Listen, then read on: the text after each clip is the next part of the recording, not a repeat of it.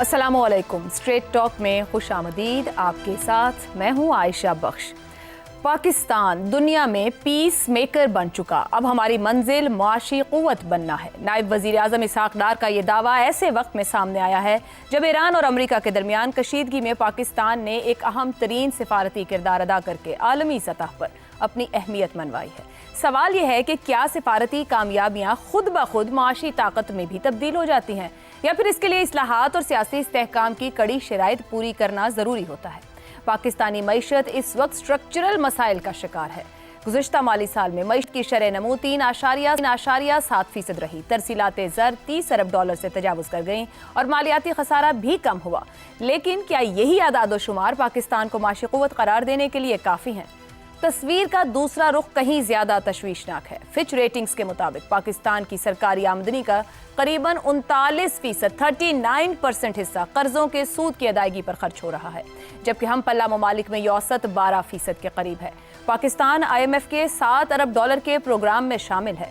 1950 की दिहाई से लेकर अब तक ये उसका 25वां मुआहिदा है। अगर एक मुल्क बार बार बेल आउट पैकेज लेने पर मजबूर हो तो क्या इसे माशी क़ुव्वत बनने के रास्ते पर गामजन कहा जा सकता है? कई मल्टीनेशनल कंपनियां पाकिस्तान छोड़ रही हैं। औसत आमदन 7 बरस से जमूद का शिकार है। अफरात ज़र दोबारा 2 हिस्सों में दाखिल होने की पेशगोई की जा रही है। माशी नमू के अंदाजे भी कम हो रहे हैं। ऐसे में क्या सिर्फ आलमी सतह पर इज्जत हासिल कर लेना माशी कमजोरियों का इलाज बन सकता है? सिफारती कामयाबियों के कुछ माशी फ़ायदे यकीनन हो सकते हैं। तवानाई की कीमतों में कमी, ईरान पाकिस्तान गैस पाइपलाइन पर पेशरफ्त, या फिर आलमी मालियाती इदारों की जानिब से नरम रवैया पाकिस्तान के लिए कुछ मोहलत पैदा कर सकता है। मगर 11 सितंबर के बाद भी पाकिस्तान को आलमी हिमायत और कर्जों में सहूलतें तो मिली थीं, लेकिन महदूद टैक्स नेट, कमजोर बरामदात और बैरूनी खसारों जैसे बुनियादी मसाइल तो जूं के तूं रहे। इससे भी बड़ा सवाल सियासी इस्तेहकाम का है। दुनिया के जमहूरी ममालिक देख लीजिए, बरतानिया और यूरोप में माशी तरक्की सियासी इस्तेहकाम के अदवार में हुई। भारत की तेज माशी पेशरफ्त भी 2 दहाइयों से ज़ायद अरसे के निस्बतन मुस्तहकम सियासी माहौल का नतीजा है। जापान में हुकूमतें बदलती रहीं मगर माशी पॉलिसीज़ का तसलसल बरकरार रहा। खुद मुस्लिम लीग नून हमेशा यही मौक़िफ़ इख्तियार करती रही कि 1993, 1999 और 2017 में माशी तरक्की सियासी अदम इस्तेहकाम की नज़र हो गई। तो फिर क्या आज कोई पाकिस्तानी ये दावा कर सकता है कि इस वक्त मुल्क में सियासी इस्तेहकाम है? क्या खुद हुकूमत भी ऐसा दावा करने की पोजीशन में है? अगर जवाब नफ़ी में है तो फिर सवाल यह है कि माशी ताकत बनने की बुनियाद कहाँ से आएगी? इसहाक़ डार की ख्वाहिश यकीनन काबिल सताइश है, मगर कामयाबियाँ, आलमी तारीफ और खैर सगाली इस मंजिल तक पहुँचने के लिए काफ़ी हैं, या फिर असल इम्तिहान टैक्स इस्लाहात, बरामदात में इजाफा, सरमायाकारी के फ़रोग़, इदारा जाती बेहतरी और सबसे बढ़कर सियासी इस्तेहकाम पैदा करने का है। अगर मौजूदा हुकूमत PDM दौर से लेकर आज तक इन बुनियादी इस्लाहात पर पेशरफ्त नहीं दिखा सकी तो फिर कौम इस दावे पर यकीन कैसे करे कि पाकिस्तान अब वाकई माशी क़ुव्वत बनने की राह पर चल पड़ा है? इसी पर पैनल में राय क्या है? क्या वाकई हमने हदफ रख लिया और सफ़र का आगाज़ हो गया है, या फिर माजी की तरह हम किसी मोजज़े के इंतज़ार में हैं जो आज तक हो नहीं सका है? पैनल में हमारे साथ हैं ज़ैगम खान, शहजाद चौधरी, रज़ा रूमी और आमिर अहमद खान साहब। प्रोग्राम का सवाल आप सभी के लिए। पाकिस्तान पीस मेकर बन चुका, अब माशी क़ुव्वत बनना हदफ। इसहाक़ डार, क्या एक बार फिर सिफारती कामयाबियों को माशी मोजज़े में बदलने की कोशिश की जा रही है? ज़ैगम साहब, नायब वज़ीर आज़म ने अच्छी बात की है, हम भी चाहते हैं कि मुल्क तरक्की करे, माशी क़ुव्वत बने, मगर ये मुमकिन कैसे होगा? कुछ बातें मैंने ऊपर रखी। माजी में भी ऐसे वक्त आए जब हमारे हाथ में बहुत कुछ था, मगर हम उस सफ़र पर रवाना नहीं हो सके, मंजिल तो दूर की बात है। आज वो किस बुनियाद पर ये सब कुछ कह रहे हैं? आपको लगता है कि हमने उस सफ़र का आगाज़ कर दिया है और कामयाबियों के साथ क्या ये रास्ता भी हमारी समझ में आ गया है? आयशा, आपके ज़रिए मैं नायब वज़ीर आज़म जनाब इसहाक़ डार की खिदमत में गालिब का शेर अर्ज़ करना चाहता हूँ। इरशाद कि तेरे वादे पर जिए हम तो ये जान झूठ जाना, कि खुशी से मर न जाते अगर एतबार होता। वाह। आपका जो सवाल है उसका एक तरह से जवाब तो 60-70 साल पहले सोशियोलॉजी के एक बड़े उस्ताद ने दिया था। उसका नाम है पायरी बोर्दियो, फ्रांस से उनका ताल्लुक़ है।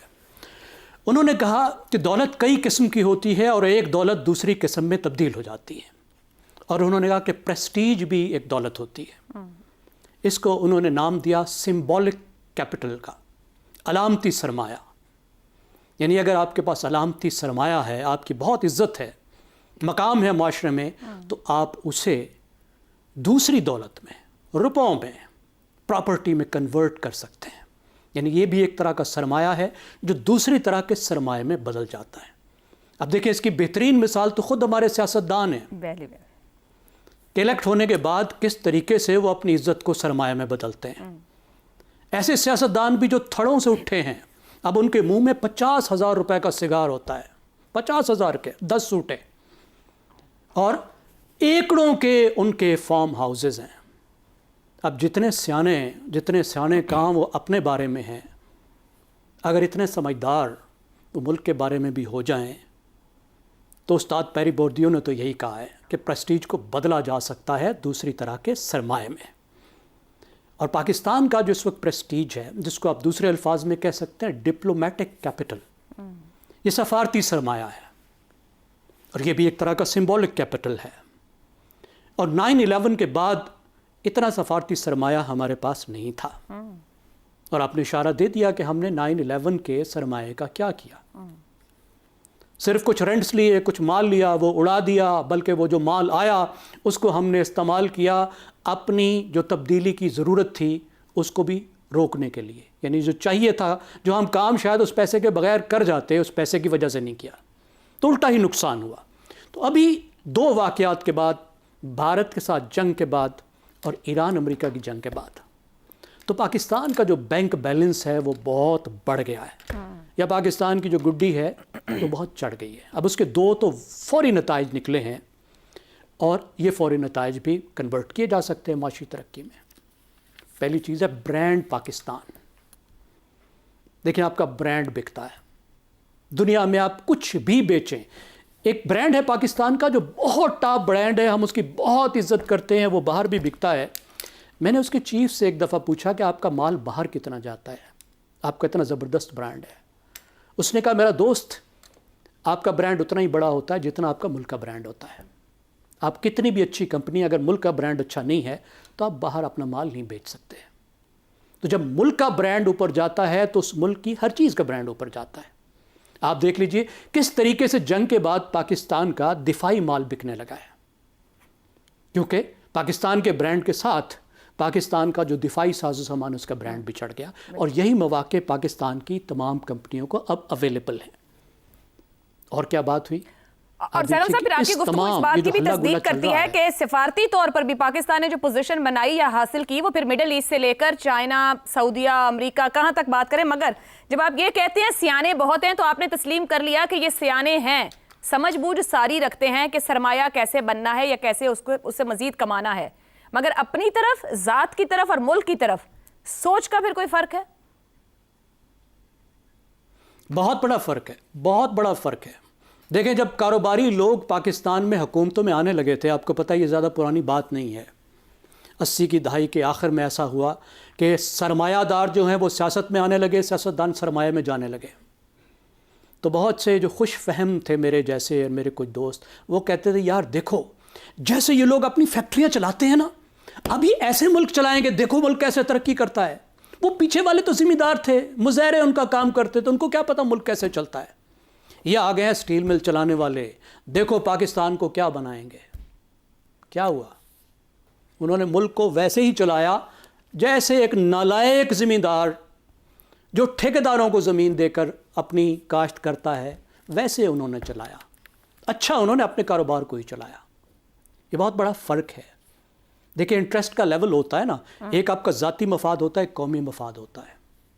اگر آپ صرف ذاتی مفاد میں یا گروہی مفاد میں ڈوبے ہوئے ہیں، اپنی فیملی، اپنے گروہ کے مفاد میں ہیں، اور ملک کے مفاد کے لیول پر جا ہی نہیں رہے، یا ملک کے مفاد کی خاطر دوسرے اپنے مفادات قربان کرنے کو تیار نہیں ہیں، پھر اپرچونٹیز کی ٹرین مس ہوتی ہے نا.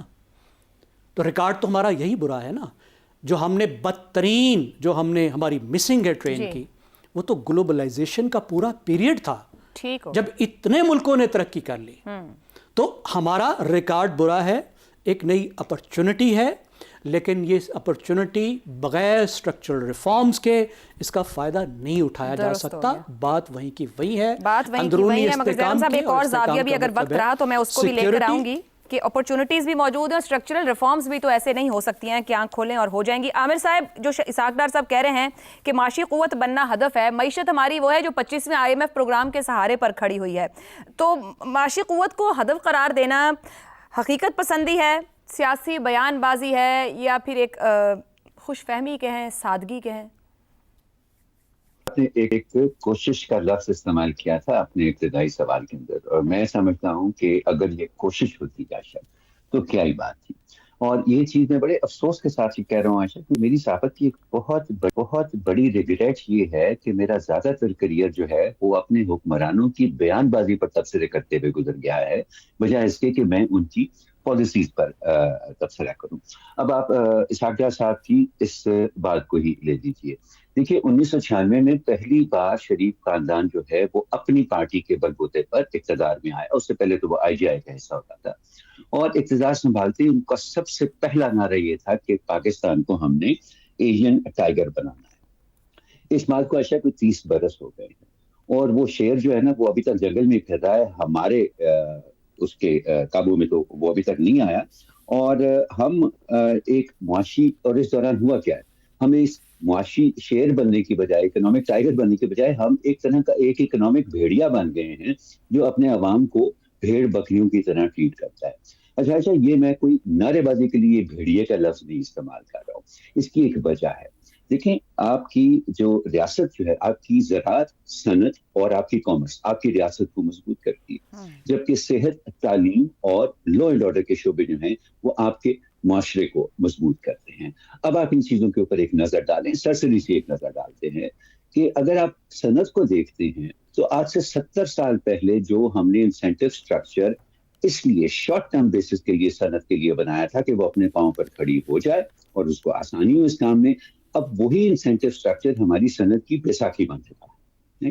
زراعت کی اگر آپ بات کریں تو ہم نے گنا اگا کے پورے ملک کے اندر اپنی زراعت کا بیڑا غرق کر دیا ہوا ہے. ذرا سی بھی ہمیں ریگولیٹڈ سوچ نہیں ہمیں اپنی زراعت کے اندر نظر آتی. اور رہی بات کامرس کی, تو یہ ساری دنیا اس بات کی کو مانتی اور جانتی ہے کہ پاکستان کا سب سے بڑا ان ریگولیٹڈ سیکٹر جو ہے وہ ہمارا ریٹیل سیکٹر ہے. تو اب آپ مجھے بتائیں کہ دوسری طرف اگر آپ عوام کی طرف آئیں تو صحت پرائیویٹ سیکٹر کے حوالے, تعلیم پرائیویٹ سیکٹر کے حوالے, اور لا اینڈ آرڈر وہ طاقتور کے حوالے.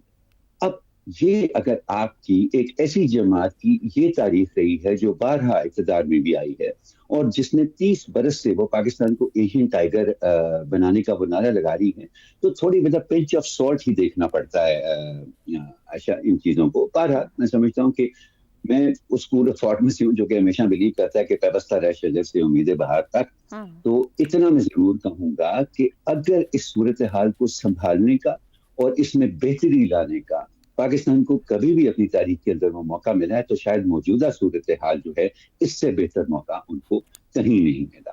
اور اگر وہ تمام چیزیں جن کی وجہ سے ہمارے جو مسائل موجود ہیں ان میں سے کوئی ایک بھی ٹھیک ہو, کسی ایک پر بھی توجہ دے دے. دیکھیں جی, میں نہیں کہتا ہوں کہ سب کچھ کو ٹھیک کر دے, کہتا ہوں ایک بھی چیز کر دینا, تو پھر اس طرح کی باتیں, ان کے اس طرح کے بیانات کو ہم واقعی ہی بڑی پازیٹیولی اور بڑی آپٹیمسٹکلی دیکھ سکتے ہیں.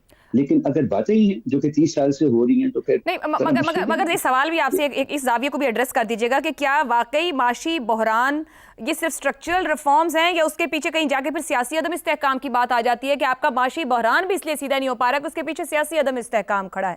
تو ہر چیز انٹر لنکڈ ہے, یا پھر وہ پہلے والی بات ہے کہ سمجھ ساری ہے, کرنا کیسے ہے وہ مرضی ہے, کہ ذات کے لیے کرنا ہے یا ملک کے لیے کرنا ہے؟ دیکھیں ملک اور معاشرے میں ایسا ہر چیز سیاست سے جڑی ہوتی ہے, ٹھیک ہے نا. سو اس کو ہم اس کی سیاست سے ڈیلنگ تو نہیں کر سکتے, لیکن صرف سیاسی عدم استحکام کا نام دے کر اس کو ایک بہانہ بنا لینا ہر چیز کا, وہ بھی میرا خیال ہے مناسب نہیں ہے. پرابلم جو فنڈامنٹل پرابلم ہے نا, اگر میرا تعلق اشرافیہ سے ہے تو میں نے اس ملک کا جو بھی اکنامک سٹرکچر بنایا ہے وہ میں نے اپنے فائدے کے لیے, پرنسپلی میں نے اپنے فائدے کے لیے بنایا. اب اگر آپ مجھ سے یہ امید رکھیں کہ میں وہ سٹرکچر جو کہ مجھے فائدہ دے رہا ہے اس کو ڈھا کر اس کی جگہ ایک ایسا سٹرکچر کھڑا کر دوں گا جس میں میرا تو نقصان ہو سکتا ہے لیکن عوام کا بھلا ہو جائے گا, ارے وہ نہیں بھائی کر اگر میں اتنا فرشتہ ہوتا تو میں نے سرے سے وہ اسٹرکچر بنائے کیوں؟ ٹھیک ہو گیا، ٹھیک ہو گیا۔ شہزاد چودھری صاحب، اسحاق ڈار صاحب جو ہدف سیٹ کر رہے ہیں یا جس راستے کی طرف جانے کی اس وقت بات کر رہے ہیں، امریکہ اور ایران کے درمیان پاکستان نے امن کروایا ہے، بہت بڑی اچیومنٹ ہے، مگر جس پہ ابھی عامر صاحب نے بات کی، جو ہمارا ایک جمود شدہ اسٹرکچرل پرابلمز ہیں یا ہمارا معاشی نظام ہے، اس کے خلاف ایک بڑی جنگ لڑنا ہوگی۔ آپ سمجھتے ہیں کہ موجودہ حکومت کا جو سکور کارڈ ہے اب تک کا، جو عامر صاحب نے جہاں بات ختم کی، کیا ہم اتنی بڑی جنگ، یہ حکومت اتنی بڑی جنگ لڑنے کو تیار ہے ان سٹرکچرل ریفارمز کی جنہوں نے معیشت کی ڈائریکشن کو درست کرنا ہے؟ اچھا دیکھیے، اسحاق ڈار صاحب ڈپٹی وزیر اعظم ہیں اس ملک کے، تو وہ تو سب کو جانتے ہیں، اور پھر اس کے علاوہ وہ ہمیشہ جب بھی حکومت میں رہے ہیں وہ ہمیشہ ایک منسٹر فار فائنانس منسٹر رہے ہیں، تو ان کو کس چیز کا نہیں پتا، ایک ایک چیز جانتے ہیں۔ بہرحال، اور کل بیٹھے بھی ایک ایسی جگہ پہ تھے جہاں پر کہ دعائیں قبول ہوتی ہیں، وہاں انہوں نے اس چیز کا ذکر کیا، یقیناً انہوں نے دعا بھی کی ہوگی اس کے لیے۔ اسی طریقے سے ایک گورنر ہوا کرتے تھے سجاد قریشی صاحب پنجاب کے، تو ان کے بارے میں مشہور ہے کہ جب کوئی لوگ ان سے اپنا کام ان کے علاقے کے جاتے تھے کام کروانے کے لیے، ان کی بات سنتے تھے، بڑی اچھی چائے وائے پلاتے تھے، اور اس کے بعد جب وہ کام کہتے تھے اپنا کرنے کے لیے تو کہتے تھے ہاتھ اٹھا لو، اللہ سے دعا کرتے ہیں۔ تو یہ ہے پاکستان کا مزاج، پاکستان کا مزاج، پاکستانیوں کا مزاج، یہ ہماری سیاست کا مزاج، ہماری بدقسمتی سے لیڈرشپ کا مزاج۔ تو جہاں کچھ بننا پڑے تو ہم دعا کے لیے، اور اٹھانے چاہیے ہاتھ، تو بہت لازمی ہے، ہر طرف اٹھانے چاہیے۔ لیکن اب میں تھوڑا سا آپ کو ذرا معیشت کی طرف لے کے آتا ہوں۔ دیکھیے، معیشت کے اندر یہ جو بجٹ پاس ہوا، ہمارا فوکس ان تمام پچھلے کوئی 8 10 12 2 3 ہفتوں کے اندر کس چیز پہ رہا ہے زیادہ؟ جب ہم نے ایران کی بات نہیں کی تو اپنے بجٹ کی بات کی، اور جب بجٹ کی بات کی تو کن چیزوں کی؟ ٹیکسز کی بات کی، ریلیف یا سبسڈیز کی بات کی، محصولات کی بات کی۔ ہم نے آئی ایم ایف کا نام آتا ہے ہماری معیشت کے اندر، جی ایس پی پلس بہت بڑا مسئلہ ہے ہمارے لیے، پھر اس کے بعد Asian Development Bank, Islamic Development Bank, I M F, World Bank, یہ 7 8 ایسی چیزیں ہیں، الفاظ ہیں جو ہماری معیشت کو مکمل طور پر ڈیفائن کرتے ہیں۔ اس میں کہیں پہ بھی آپ کو کبھی آپ نے لائبلٹیز کی بات نہیں کی، یعنی کہ جو کہ آپ نے دینا ہوتا ہے یا جو آپ کے اخراجات ہوتے ہیں، اور دوسرا کبھی آپ نے گروتھ کی بات نہیں سنی۔ ان 2 چیزوں پہ باوجود اس کے کہ پاکستان کی اگر کوئی مسئلہ ہے سب سے بڑا تو وہی ہے، اس کے بارے میں بات نہیں سنیں گے۔ اخراجات کی ہم بات کیوں نہیں کرتے؟ کیونکہ اس میں اپنے آپ کو کاٹنا پڑتا ہے، اپنی چیزوں کو کم کرنا پڑتا ہے، اس لیے ہم اپنے اخراجات کو اور محصولات کی طرف زور ہوتا ہے۔ ٹیکس کتنے لیے؟ 18 کھرب کا بجٹ ہے، 15 کھرب ایف بی آر جمع، ایف بی آر جتنا ڈسکس ہوتا ہے ہمارے ہاں میرے خیال میں کوئی اور چیز، یہ اخراجات کم نہیں کرتے اپنے، یہ ایف بی آر کو اور تیز کرتے ہیں اور طریقے بناتے ہیں کہ کس طریقے سے محصولات زیادہ آئیں گی تاکہ حکومت کو کوئی تکلیف نہ ہو، ہم حکومتوں میں بیٹھے حکومت چھوٹی نہ کریں۔ تو اگلی بات پہ آ جائیے، ایران کے ساتھ بڑے زبردست تعلقات ان کے بننے جا رہے ہیں یا ہو سکتے ہیں یا اس کو بنایا جا سکتا ہے۔ مسئلہ یہ آ رہا ہے جب سے یہ پچھلے 2 4 دنوں سے کہ یار ہم ہو تو جائیں گے، بڑے اچھے ہمارے تعلقات ہیں، ہم نے کیا بھی بہت، لیکن ہم ان کو بھیجیں گے کیا؟ ہم ان کو کیا دے سکتے ہیں؟ ہمارے پاس تو ایکسپورٹیبل سرپلس ہی کسی چیز کا نہیں ہے، ہم تو ہاتھ لینے والا ہے، تیل لیں گے، گیس لیں گے، جلدی سے کہہ رہے ہیں گیس پائپ لائن بچھاؤ، یہ کرو وہ کرو، تیل سستا ہے ان سے جتنا لے سکتے ہو لے لو، وغیرہ وغیرہ، لیکن آگے واپس دینے کے لیے کوئی چیز نہیں ہے۔ پاکستان کا سب سے بڑا مسئلہ یہ ہے کہ کوئی کسی قسم کا سرپلس ہمارے پاس ایگزسٹ نہیں کرتا، جسے ایکسپورٹیبل سرپلس کہتے ہیں۔ ایک چیز ہے مین پاور، لیکن مین پاور کو ہم نے تیاری کبھی نہیں کیا اس چیز کے لیے۔ تو جب مین پاور اب جاپان کی آپ نے مثال دی اپنے ابتدائیے کے اندر، وہ ایسا ملک ہے جس میں کہ جو آبادی ہے، جو ورکنگ آبادی ہے، جو پروڈکٹیو آبادی ہے، وہ تیزی سے شرنک ہوتی جا رہی ہے۔ وہاں پر مین پاور چاہیے دنیا بھر سے، جو پاکستانی جاتا ہے وہاں پہ اس قسم کا جاتا ہے جو کہ سوائے اس طرح کے کوئی چھوٹے موٹے گپلوں میں پکڑا جاتا ہے اور واپس پاکستانی بھیج دیے جاتے ہیں، کوئی تیار ہو کے نہیں جاتا، کوئی اس کو اسکل نہیں دی جاتی، کسی طریقے سے مین پاور کو ایز اے کموڈٹی یا ایز اے پروڈکٹ بنا کے نہیں دنیا میں بیچتے۔ یہ سب سے بڑا کمزوری، اگر اور کچھ نہیں ہے آپ کے پاس تو کم از کم اسی کو سرپلس بنا کے بھیجیں، سرپلس تو ہے، اس کو ایکسپورٹیبل تو بنائے نا یہ چیزیں۔ اچھا اب آ جائیے کہ یہ ہوتا کیوں ہے؟ ہوتا ہے اس لیے 3 چیزیں میں کہوں گا آپ کو۔ سب سے پہلے ویژن ہونی چاہیے، ویژن کے بعد پالیسی ہونی چاہیے، اور پالیسی کے بعد پلان بننا چاہیے۔ اگر کسی لیڈرشپ کے پاس ویژن نہیں ہے تو کچھ بھی نہیں ہو سکتا، اور ویژن نہیں ہوگا تو پالیسی بھی نہیں بنے گی، پالیسی نہیں ہوگی تو پلان نہیں بنے گا۔ اس لیے آپ آگے پیچھے مزاروں پہ بیٹھ کے دعائیں کرتے رہیں گے، پرانی مثالیں دیتے رہیں گے، ورلڈ بینک کے چکر لگاتے رہیں گے، طواف کریں گے آئی ایم ایف کا، لیکن کبھی اس لیول پہ نہیں پہنچیں گے جہاں پر آپ اپنی اکانومی کو کچھ کر سکیں۔ یہ کچھ بھی نہیں ہے، ہم داستان گو لوگ ہیں، ہم نیریٹوز بنانے والے اور نیریٹوز بولنے والے لوگ ہیں، ہم وہ لوگ نہیں ہیں جو کہ کسی بھی حقیقت کو بالکل ہیڈ آن فیس کر کے اس کو حل کریں اور اس کو سالو کریں. پتہ سب کو ہے کرنا کیسے ہے, لیکن وہ جو محنت طلب کام ہے وہ جو, کیونکہ اس کو امپلیمنٹ بھی کرنا ہوتا ہے, آپ نے سے کچھ نکالنا بھی ہے, ہم اس لیول پہ کبھی نہیں جاتے. اور چونکہ کبھی کوئی پلان نہیں بنتا تو یہاں کی انڈسٹری بھی خراب ہو رہی ہے, ایگریکلچر بھی خراب ہو رہی ہے, اور سوائے کنزمپشن اکانومی کے جس کے لیے آپ کو بار بار ادھار لینا پڑتا ہے, قرض لینا پڑتا ہے اپنے آپ کو سسٹین کرنے کے لیے, اسی طرح کی اکانومی اب بن کے رہ گئے. میری نزدیک کچھ بھی نہیں ہونے والا, بدقسمتی ہماری یہ ہے. سیڈ پکچر ہے شہزاد صاحب سامنے رکھ رہے. رومی صاحب, ویژن پالیسی پلان, آپ نے تو سسٹم کے اندر کام بھی کیا ہے. زیغم صاحب نے اوپر ایک جملہ بولا, سیانے بہت ہیں جو جہاں سے آیا ہو وہ ذاتی طور پر, خاندانی طور پر, گروہی طور پر اس ملک میں ترقی کر جاتا ہے. اب جو ڈار صاحب بات کہہ رہے ہیں, کیا پاکستان سفارتی کامیابیاں ایک طرف ساتھ رکھ لیں, کمزور ٹیکس نظام, محدود برآمدات, بڑھتے قرضے اور سود, کوئی ان کا ہمارے پاس ویژن پلان پالیسی کوئی چیز موجود ہے, ان کو حل کیے بغیر کوئی معاشی ترقی ممکن ہے یہاں پر؟ عائشہ دیکھیے, بہت سارے نکتے جو ہیں ابھی ہمارے قابل ساتھیوں نے ان کا ذکر کیا, اس لیے میں کوشش کروں گا کہ ان کو نہ دہراؤں اور آپ کے سوال کی طرف آؤں. دیکھیے, جہاں تک تو پلان کا تعلق ہے تو وہ تو انفارچونیٹلی نہیں ہے, بیکاز ہماری جو پوری گورننس کا نظام ہے, اگر آپ وہ اوپر سے لے کر نیچے تحصیل کے لیول پر آ جائیں تو وہ فائر فائٹنگ موڈ ہے.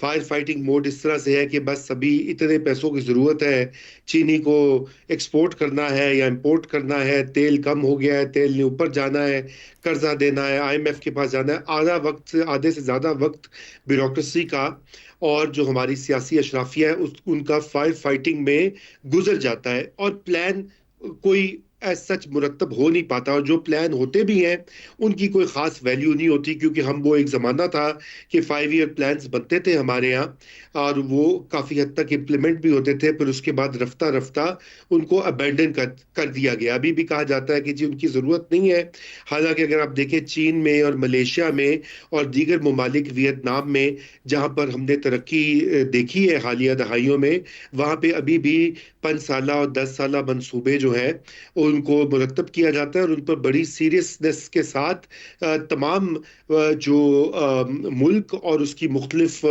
حصے بقرے اور تمام منسٹریز اور تمام لیولز آف گورنمنٹ پر اس کی امپلیمنٹیشن ہوتی ہے. ہمارے یہاں وہ کلچر ہی انقا ہو چکا ہے بدقسمتی سے. ایک تو اس کے دیکھنا ہوگا, لیکن اس کے لیے آپ نے جو ذکر کیا پہلے 1-2 بار سیاسی استحکام کا, وہ بہت ضروری ہوتا ہے. دیکھیے, کوئی بھی پالیسی بنانا تو اتنا مشکل نہیں ہوتا, وہ تو آج بھی آپ بٹھا دیں گے بہت سے ٹیکنیکل لوگوں کو, ان میں ساتھ میں سیاستدانوں کا اپروول ہو جائے گا تو پالیسی تشکیل پا جائے گی. لیکن مسئلہ یہ ہے کہ ایک تو یہ کہ اس کی امپلیمنٹیشن کا کیا میتھڈ ہوگا, اور دوسرا یہ کہ کیا وہ آگے جو ہے برقرار رہے گی اگلی آنے والی گورنمنٹ کے ساتھ. صاحب, یہی سب سے امپورٹنٹ سوال ہے کہ کنٹینیوٹی آف پالیسی, اگر سیاسی استحکام نہیں ہے, آپ کی پولیٹیکل لاٹ آن بورڈ نہیں ہے, تو استحکام کیسے ملے گا پالیسی کو, اور کیسے ٹرسٹ بنے گا اس پہ؟ دیکھیے, میں سیاسی استحکام سے زیادہ میں تو یہ کہوں گا کہ پالیسی سٹیبلٹی جو ہے وہ ضروری ہے, اور وہ اس کے اوپر ایک کنسنسس کی ضرورت ہے.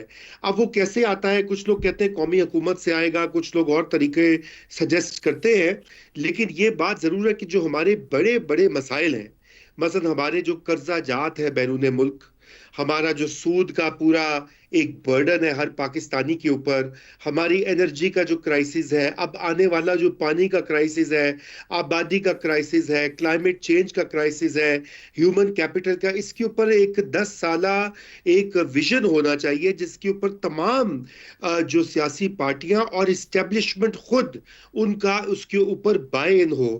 یہ نہ ہو کہ وہ جب بھی ان کا دل چاہے کسی بھی فریق کا, یعنی کہ کسی چیف جسٹس صاحب جو ہے ان کا موڈ اچھا نہیں ہے, ان کا کوئی پھڈا ہو گیا وزیر اعظم سے, تو وہ پورے نظام کو تہہ و بالا کر کے رکھ دیں. اور اسی طرح دیگر غیر منتخب جو ادارے ہیں وہ بھی اسی چیز کو, یہ 2018 میں کیا ہوا تھا, دیکھیے ابھی بہت زیادہ تنقید ہو رہی ہے, لیکن یہ نہ بھولیے کہ 2017-18 میں پاکستان کی معیشت جو ہے وہ ایک لگ رہا تھا کہ واپس ٹریک پر آ رہی تھی, اور شرح ترقی بھی اوپر گئی تھی, اور سی پیک جو ہے وہ بھی امپلیمنٹ ہو رہی تھی. لیکن ہم نے کیا دیکھا کہ 1-1.5 سال کے اندر جوڈیشری نے اور دیگر جو غیر منتخب ایلیمنٹس ہیں اسٹیبلشمنٹ کے, انہوں نے مل کر तहबाला कर दिया निजाम को, तमाम की तमाम पॉलिसियां वो कुएं में गिर गई। तो क्या ये माशी तरक्की होनी है? कौन सी माशी तरक्की होनी है? बाहर कैफ, ये तो एक साइड है। अब ये तो खुदा जाने कि ये कैसे होगा, कौन करेगा, लेकिन कम से कम जो अभी डिप्लोमेटिक विक्ट्री जिसका जिक्र किया जा रहा है, उसमें हमने देखा कि एक बिलअमूम सिविल मिलिट्री अंडरस्टैंडिंग रही है और एक पेज पर रहे हैं। तो अगर ऐसी बात है, अगर ये हार्ड स्टेट बनाई है इस हाइब्रिड निजाम ने कि जहां पे पकड़ के, तो फिर जरा अशराफिया पे और उमरा पर टैक्स लगाए ना। बिल्कुल दुरुस्त हो गया। रजा रूमी साहब, एक ब्रेक लेनी है, ब्रेक के बाद मैं आपसे आगाज करती हूँ। बड़ी जबरदस्त बात आपने कही कि अगर हमारी क़यादत मिलकर एक अंडरस्टैंडिंग के जरिए अपने हमसाये को अमन का मतलब समझा सकती है और दुनिया को अमन लेकर दे सकती है, तो फिर मुल्क के अंदर के मसाइल के ऊपर भी तवज्जो देने की जरूरत है। एक ब्रेक से वापस आएंगे तो बात करेंगे लो ह्यूमन डेवलपमेंट इंडेक्स की। क्या इंसान, क्या मैं और आप भी बजट बनाते हुए कहीं तरजीह होते हैं? हमारे बारे में भी सोचा जाता है इस ब्रेक के बाद। प्रोग्राम में एक बार फिर खुशामदीद। पाकिस्तान में इंसानी तरक्की का बहरान एक बार फिर संजीदा सवालात को जन्म दे रहा है, खास तौर पर ऐसे वक्त में जब माशी पॉलिसी का महवर माली इस्तेहकाम, कर्जों की वापसी और अखराजात पर कंट्रोल बनता जा रहा है। किसी भी रियासत की पायदार तरक्की का दारोमदार उसके इंसानी वसाइल पर होता है, मगर पाकिस्तान इस मैदान में मुसलसल पीछे रहता दिखाई देता है। अक़वाम मुत्तहिदा के ह्यूमन डेवलपमेंट इंडेक्स में पाकिस्तान का नंबर 168 है, जो कि लो ह्यूमन डेवलपमेंट की कैटेगरी में शामिल है। ये महज एक दर्जा बंदी नहीं, बल्कि इस बात का इशारा है कि तालीम, सेहत और मयार ज़िंदगी जैसे बुनियादी आशारिये किसी हद तक कमज़ोर हैं।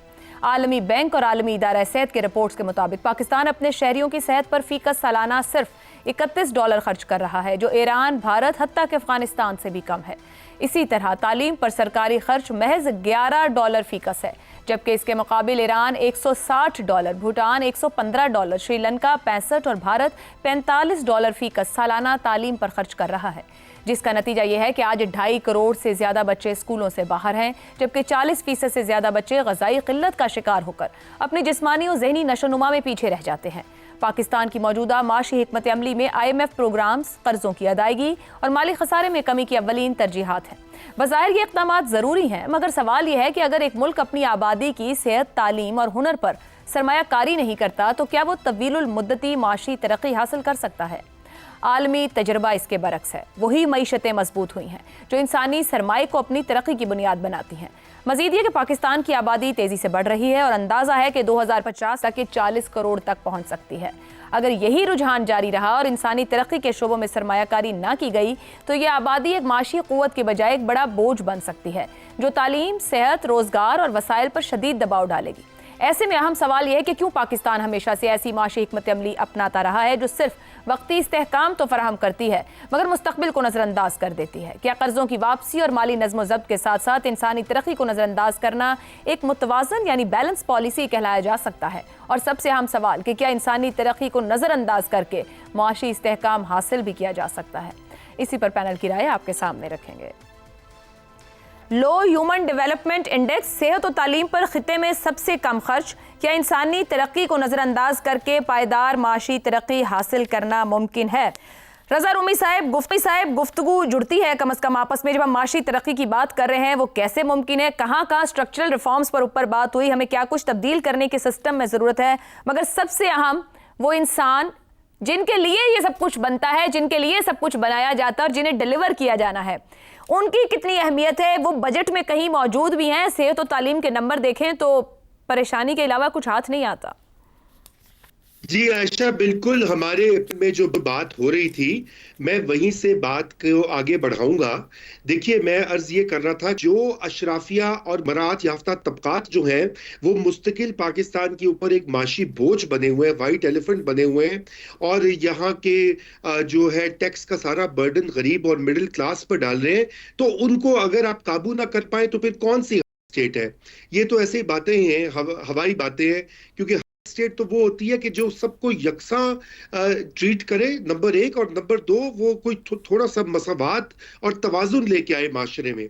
तो उसके लिए देखिए इस वक्त सबसे बड़ा जो प्रॉब्लम पाकिस्तान को दरपेश है वो यहाँ पर 1 खरब रुपया जो है, 1 ट्रिलियन रुपीस सालाना loss making public sector corporations को जा रहा है। IMF के पास हम क्यों जाते हैं? क्योंकि हमारे पास पैसे कम हो जाते हैं, फॉरेन एक्सचेंज कम हो जाता है, और ये कि हमारे अखराजात बहुत ज्यादा हैं, और वहां पे वो यही कहते हैं आप अपने अखराजात कम करें। अखराजात जो है वो हम कम कर देते हैं तालीम पर, सेहत पर, इंसानी तरक्की पर, मगर ये जो अखराजात होते हैं जहाँ पे सबकी नौकरियां और अपने खाते लगे हुए हैं, स्पेशल इंटरेस्ट लगे हुए हैं, उनको हाथ नहीं लगाते। एक PIA को प्राइवेटाइज करने में पता नहीं कितनी 2 दहाइयां लग गई हैं तकरीबन। तो अभी फिल फॉर अगर ये हाइब्रिड निज़ाम सीरियस है तो उनको ये जो loss making public sector corporations है इनका बंदोबस्त करना होगा, इनको फौरी तौर पर प्राइवेटाइज करना होगा, और जो नहीं चल रही, जो नहीं होती प्राइवेटाइज, उनको बंद करना होगा, क्योंकि इसका बर्डन तमाम तर पाकिस्तानियों पर डालना एक जुल्म है। सबसे पहली तो ये बात है। दूसरी बात इसमें यह कि जो आपने बात कही इंसानी तरक्की के हवाले से, ह्यूमन डेवलपमेंट इंडेक्स के हवाले से, सेहत और तालीम के जो अहदाफ होते हैं और जो उनके ऊपर एक्सपेंडिचर होता है, देखिए 18वीं तरमीम के बाद उनमें इजाफा हुआ है, पैसों की कमी नहीं है। मैं बार बार ये कहता हूं कि ये एक जो पॉपुलर एक बयानिया बना हुआ है कि जी हमारे पास पैसे बड़े कम हैं, हम एक गरीब मुल्क है, कतन नहीं। अगर हम 1000 अरब रुपया एक चंद सफेद हाथियों पर हर साल खर्च करते हैं, अगर यहाँ की गोल्फ क्लब्स और जो ये ब्यूरोक्रेसी की शाह खर्चियां और पार्लियामान की जो 3-3, 4-4 बार उनकी तनख्वाहों में इजाफा होता है, अगर उस सब के लिए तो पैसे हैं, वाह जी वाह, लेकिन बाकी जो तालीम और सेहत और अहम अमूर है उनके लिए पैसे नहीं है। ऐसा है ही नहीं है, पैसे बिल्कुल है, उनका तरजीह नहीं है। इंसान, मैं और आप तरजीह नहीं है। अच्छा, अब उसके लिए ये है कि और जहां पे, और फिर सिर्फ पैसे ज्यादा लगाने से काम नहीं होगा, सिस्टम को बदलना होगा। देखिए हमारे 4 सूबों में, बड़े सूबों में और आजाद कश्मीर और GB में भी एजुकेशन डिपार्टमेंट्स हैं। ये एजुकेशन डिपार्टमेंट्स जो हैं ये नाकाम हो चुके हैं, क्योंकि इन पे आप जितने पैसे डालेंगे, जितनी भर्तियां करेंगे, रिजल्ट्स नहीं निकलते। क्या वजह है कि जहां पे पैसे भी जाते हैं तो वहां के 4थी जमात का या 5वीं जमात का बच्चा जो है या बच्ची, वो एक लफ्ज कोई सही स्पेलिंग नहीं वो कर सकते। इसका बार बार ये सर्वेज होते हैं जो दिखाते हैं, और यही आलम अस्पतालों का और हेल्थ एक्सपेंडिचर पर भी है। तो ये सिस्टम को भी बदलना होगा। इसके लिए लोकल गवर्नमेंट का निजाम नागुजीर है। दुरुस्त हो गया। बड़ी बिल्कुल दुरुस्त बात कह रहे हैं, मगर जब आप कहते हैं ना लोकल सिस्टम, एक्चुअली हमें कहीं शायद अभी थॉट प्रोसेस चेंज करने की जरूरत है कि मेरिट हर जगह प्रिवेल कर रहा है। जैगम साहब, ये जो रज़ा ज़ूमी साहब बात कर रहे हैं, माशी पॉलिसीज का फोकस कर्जे हैं, IMF है, सूद है, माली खसारे हैं, इंसान क्यों नहीं है, उसकी तरक्की क्यों सानवी हैसियत रखती है, और क्या कोई ऐसा सिस्टम मौजूद है कि जो इस सोच को बदल सकता हो? बहुत अहम बात है आशा। हमने क्या इस बात पे गौर करने की कोशिश की है कि कैसे ईरान ने, जो 1979 से पाबंदियों की जद में है, शदीद तरीन उसको माशी मुश्किलात हैं, किस तरीके से दुनिया की सबसे बड़ी ताकत से और इसराइल से उसने इकट्ठे सींग अड़ा लिए, इतनी कामयाबी के साथ, और स्टैंड स्टिल तक उनसे जंग कर ली, ऐसा माहदा हासिल कर लिया। ऐसा कैसे हुआ? ये कैसे है कि ईरान के बने हुए ड्रोन अमेरिका कॉपी करता है, कॉपी कैट बनाए, और रशिया उससे ड्रोन खरीदता है लाइसेंस पे? उसकी एक वजह है। वजह यह है कि ईरान को एक वो बात समझ आ गई जो हमारे पाकिस्तान के डॉक्टर महबूबुल हक ने और भारत के अमर्त्य सेन ने दुनिया को समझाई थी, जो ह्यूमन डेवलपमेंट की बुनियाद है। और वो बात क्या है कि एक मुल्क का असल सरमाया, असल ताकत, तरक्की का राज इंसानों की सलाहियत होती है, कैपेबिलिटी, कि लोगों के अंदर कितनी सलाहियत है। आप देखिए कि जिन मुश्किलात के दौर में हम बात कर रहे हैं, ईरान ने तालीम में कितना बड़ा इनकलाब बर्पा किया है, पूरा ईरान को पढ़ा दिया। आला तालीम में क्या किया कि बेहतरीन यूनिवर्सिटियां कायम कर दी, रिसर्च की, साइंस की आला तरीन यूनिवर्सिटियां। जिस मौलवी का जुब्बा पकड़ें आप, वो PhD निकलता है। और जालिम हमें कहते हैं ज़रा बैठो तुम्हें समझाते हैं तुम्हारा अल्लामा इकबाल क्या कहता है। और आज उनकी जो पॉपुलेशन ग्रोथ रेट है वो रिप्लेसमेंट से कम है। पॉपुलेशन ग्रोथ को मौलवियों ने इतना कंट्रोल किया है। हम कहते हैं जी मौलवी नहीं मानते, वो मुल्क मौलवियों का है, और मौलवियों के मुल्क में पॉपुलेशन मुकम्मल कंट्रोल हो चुकी है। तो ये होती है कैपेबिलिटी बनाना, और ये वो चीज़ है जो पाकिस्तान की अशराफिया हुकूमतें सिरे से समझने को तैयार ही नहीं है। इंसान को अपनी पॉलिसी का महवर बनाने को तैयार ही नहीं है। सेहत को, तालीम को, हुनर को वो अहमियत देने को तैयार ही नहीं है, खर्च करने को भी तैयार नहीं है। नतीजा क्या निकला है कि पाकिस्तान 4 में तकसीम है। कैसे 4 में तकसीम है? आधा पाकिस्तान अनपढ़ है, आधा पाकिस्तान भूखा है, आधा पाकिस्तान गैर तालीम याफ्ता है, किसी काबिल नहीं है कि वो तरक्की में आगे बढ़ सके। ठीक है जी। तो फिर ज़ैनब साहब, उसके नतीजे हम माशरे में देख रहे हैं कि नतीजतन क्या इंसान की क्वालिटी मौजूद है और फिर किस तरह का क्राइम है और क्या हालात बन रहे हैं यहाँ पर सोसाइटी के। जी आप दुरुस्त कह रही हैं। अभी आधा मुझे मजीद तकसीम करने दें। जो आधा ऊपर वाला है उसको औरत और मर्द में तकसीम करें। ऊपर वाले आधे में अगर आधा नहीं तो 30% कम से कम औरतें ऐसी होंगी जिनके हालात नीचे वालों जैसे होंगे, उनको भी हमने बाहर किया। नतीजा ये है कि इतनी बड़ी पॉपुलेशन ग्रोथ रेट जो है वो नौजवान जिसमें सलाहियत नहीं है, जिसको सलाहियत नहीं दी गई, तालीम नहीं दी गई, वो तो आज बहुत बड़ा बोझ है पाकिस्तान का। ये कहना कि यूथ बल्ज कोई एसेट है, बिल्कुल कोई एसेट नहीं है। एसेट तब है जब आप उसकी ह्यूमन डेवलपमेंट। तो जो नारे लगाए गए कि यूथ बल्ज एक एसेट है, उन्होंने उसको एसेट बनाने पे तो काम ही नहीं किया, क्योंकि वो समझ नहीं थी कि एसेट बनाना पड़ता है, कहने से नहीं हो जाता।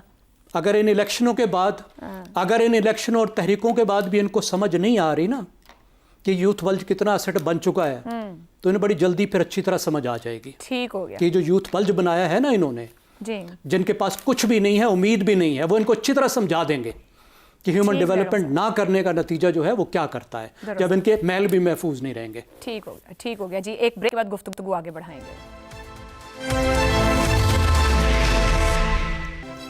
प्रोग्राम के आखिरी हिस्से में एक बार फिर खुशामदी। शहजाद चौधरी साहब, ये जो गुफ्तगू हो रही है कि हम अपने इंसान पर और इंसानी सलाहियत पर क्यों नहीं खर्च कर पा रहे और कहाँ पर प्रॉब्लम है, और क्या कोई ऐसा सिस्टम है जो इस सोच को बदल सके? हम क्यों शॉर्ट टर्म इकोनॉमिक मैनेजमेंट में इतना मसरूफ हैं कि लॉन्ग टर्म नेशन बिल्डिंग तरजीह ही नहीं है? तो फिर तरक्की काहे की और कैसे होगी? जी बिल्कुल ठीक बात की। और वो जो ईरान की बात कर रहे थे, एक एवरेज ईरानी को ले लें, एक एवरेज पाकिस्तानी के साथ बैठा दें, आपको फ़र्क साफ पता चल जाएगा। वो किस लेवल, नॉलेज के किस लेवल पे हैं, वो अपने तमीज़ किस लेवल पे हैं, वो अपने तरीक़ाकार में और सोच में किस लेवल पे हैं, और एक एवरेज पाकिस्तानी कहाँ पे बैठा है। आपने एसेट का जिक्र किया, मैं सोच रहा था कि यूथ बल्ज का जो एसेट है, उस यूथ बल्ज के एसेट को हमने कैसेट में बंद कर दिया। ये है प्रॉब्लम पाकिस्तान का। उसको तो फलने फूलने ही नहीं दिया, खिलने ही नहीं दिया, और कैसेट में बंद कर दिया। और कैसेट के बेशुमार मतलब है वो हम सब समझते हैं। देखिए 4 तबकात हैं इस मुल्क के अंदर, 4, जो कि असल में जो कि इस वक्त बिल्कुल फाल, जो कि वाइब्रेंट नजर आते हैं और लगता है कि उनके ऊपर मुल्क चल रहा है सारा। एक है हुकूमत, जो हुकूमत अपनी होती है, करंदे सारे, कैबिनेट, पार्लियामेंट वगैरह वगैरह। हुकूमत, अफवाज, पुलिस और ब्यूरोक्रेसी। इन 4 चीजों के साथ पूरे का पूरा पाकिस्तान लगता है कि काम कुछ ना कुछ, ये पाकिस्तान इन्हीं 4 लोगों का। और एक 5वां है जिसको हम अशराफिया कहते हैं, लेकिन मैं अब आज से उनको तुफैलिये कहना शुरू कर दूंगा। वो तुफैलिये है, वो इन चारों तबकात के तुफैलिये हैं, जिसकी बुनियाद पे उनकी भी जिंदगियां थोड़ी सी बेहतर हुई हैं और वो भी साथ साथ इसके साथ हिस्सा बन के चलते जा रहे हैं। इन 5 तबकात से अलावा हट के कोई पाकिस्तानी अगर कहीं पे कोई अच्छा नजर करता आ जाए तो मुझे बताइएगा वो कौन है। कुछ भी नजर नहीं आएगा। और उसकी वजह यह है कि हमने कभी उनको सेंटर ऑफ अटेंशन बनाया ही नहीं है, जो कि आपका बुनियादी सवाल है। क्योंकि इन 4 को ही हमने इंपॉर्टेंट और अहम समझा। ब्यूरोक्रेसी को समझा, पुलिस को समझा, अफवाज को समझा। हुकूमत तो वैसे ही ताकतवर होती है, पैसा सारा उसके पास होता है। तो जब ये 4 ही पूरे पाकिस्तान को डिफाइन करेंगे तो वो जो बेचारे पीछे, जिनको आप कह रही हैं कि आप 40 करोड़ पे पहुंचने वाले हैं, उनका क्या बनेगा? उनका कुछ नहीं बनेगा, इसमें कोई शक नहीं। पाकिस्तान में पैसों की कमी नहीं, बिल्कुल सही कहा रजा रूमी साहब ने, और पहले भी वो ये बात कर चुके हैं और मैं भी इस चीज को जानता हूं। پیسے کی کمی پاکستان میں نہیں ہے. جس طرح پیسہ بہایا جاتا ہے, جس طرح پیسہ لوٹا جاتا ہے, جس طریقے سے پیسے کو برباد کیا جاتا ہے, جس طریقے سے ہمارے نیلم جلم جو پروجیکٹس ہیں وہ سالوں اور پتہ نہیں دہائیوں تک پھنسے رہتے ہیں, کیونکہ اس کے اندر پیسہ جو ہے خراب ہوا, یا کام نہیں ٹھیک ہوا, یا کسی نے دھیان نہیں کیا, یا جس طریقے سے تباہی مچائی گئی. صرف ایک ایگزامپل دے رہا ہوں, ہر چیز کو دیکھ لیں, ہر چیز کوئی نہ کوئی پروجیکٹ جو ہے وہ ہر طرف. آپ K4 کا کراچی کا معاملہ لے لیں, کراچی کے جتنے پروجیکٹس ہیں ان کو لے لیں, تو پیسہ بہت ہے, کیونکہ ہر سال اس کو پیسہ دیا جاتا ہے, اور ہر سال کام ایک ٹکے کا نہیں ہوتا اس کے اوپر. اور پھر آپ نے کل, ہم نے 1-2 دن پہلے ایک بات کی تھی کہ جتنے بھی یہ جو ہم ایلوکیشنز کرتے ہیں ڈیولپمنٹ بجٹس کی اپنے MP کو, ممبر پارلیمنٹس کو, اس کا کم از کم 30%. آپ نے کل ہی کے پروگرام میں تو کہا تھا کہ شکر ہے کہ BIS 3.5% کے اوپر کرپشن ہوتی ہے. بالکل 30% کہتے ہیں کہ اس میں سے پیسہ جو ہے وہ واپس جاتا ہے اس جو کہ پیسہ لگاتا ہے کسی نہ کسی پروجیکٹ کے اندر. تو یہ جہاں پہ یہ پیسے کی کمی نہیں ہے, اس پیسے کو پرائرٹائز کرنا ہے, ان لوگوں کے لیے کام لپ پہ لے کے آنا ہے جو کہ میٹر کرتے ہیں. میں نے آپ سے ذکر کیا, دنیا بھوکی ہے مین پاور کی, چاہے جرمنی لے لیں, جاپان لے لیں, آپ نارڈک کنٹریز لے لیں, سب کو مین پاور کی ضرورت ہے. صرف آپ کے پاس وہ پروڈکٹ نہیں ہے کہ جو کہ آپ وہاں بیچ کے وہاں پہ اپنا وہ کام کر سکے. سری لنکن اپنے آپ کو ٹرین کرتا ہے, کیرالا کا انڈین اپنے آپ کو ٹرین کرتا ہے. دنیا بھر میں دیکھ لیجیے, سب لوگ ٹریول کرتے ہیں, ایوری ون نوز کہ کہاں پہ کس قسم کے لوگ کہاں پہ بیٹھے ہیں. اس وقت ہر انڈین کہیں نہ کہیں پہ آپ کو کسی نہ کسی چیز کا ہیڈ نظر آئے گا, کسی انٹرنیشنل کمپنی کا. آپ اسٹیٹ ڈپارٹمنٹ اس کا دیکھ لیں امریکہ کا, وہاں پہ کہتے ہیں ہر تیسرا بندہ انڈین نژاد امریکن. تو پھر آپ کیا باتیں کیا کرتے ہیں؟ آپ صرف اور صرف نعروں پہ اور سلوگنز پہ اور لوگوں کے بیانیے بنا کے اپنے آپ کو بڑا ثابت کرنے کی کوشش کرتے ہیں. پہ لگے رہے ہیں. درست کہہ رہے ہیں. میرا خیال ہے کہ جب تک یہ بنیادی چیزیں پھر سے وہی جوہری تبدیلیاں نہیں آتی ہیں, ایک ویژن نہیں ہوتا, ایک پالیسی نہیں ہوتی, ایک پلان نہیں بنے گا, ہم پاکستان ادھر ہی رہے گا جہاں پہ ہم ہیں, اس سے آگے نہیں بڑھ پائیں گے. مگر عامر صاحب سوال تو پھر بھی ہم اٹھاتے رہیں گے, کیونکہ اگر آج ہم 26 کروڑ ہیں, 2050 تک 40 کروڑ ہو جائیں گے, اور اگر ہم نے اتنا نارملائز کر دیا ہے کہ اربوں کی کرپشن والے کی بھی اکاؤنٹیبلٹی نہیں ہے, اور ڈیفالٹڈ پروجیکٹس بھی اپنی جگہ پر ادارے بھی کھڑے رہیں گے, تو یہ تیزی سے بڑھتی آبادی 25 کروڑ کو آپ ہیومن ڈیولپمنٹ انڈیکس میں لو پہ پڑے ہوئے ہیں, 40 کروڑ ہو جائیں گے, اور انسانی وسائل پہ اگر ہم نے سرمایہ کاری بھی نہیں کرنی, ہماری گفتگو اس نتیجے پہ پہنچ رہی ہے, تو شدید معاشی بوجھ ہوگا مستقبل میں. نہ صرف معاشی بوجھ ہوگا, یہ ہیومن جو ہمارے پاس موجود ہوں گے, یہ سیکٹر بھی ایک بہت بڑا بوجھ بن جائے گا جو سنبھالا نہیں جا سکے گا.